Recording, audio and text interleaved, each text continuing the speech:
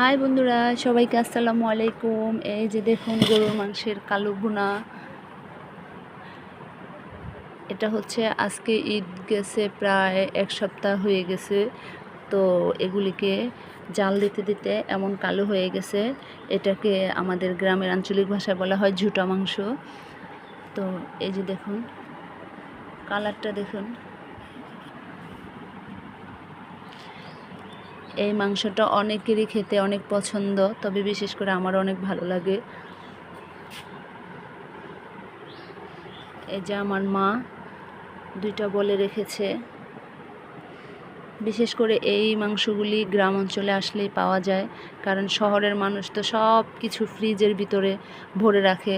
যতটুকু পরিমাণ খায় ততটুকু শুধু রেখে দেয়, আর বাকি সব ফ্রিজে ঢুকিয়ে রাখে। আর গ্রামের মানুষ বেশিরভাগ মাংসই রান্না করে ফেলে, আর ওইটাকে জাল করতে করতে ঠিক এরকম হয়। এই যে দেখুন,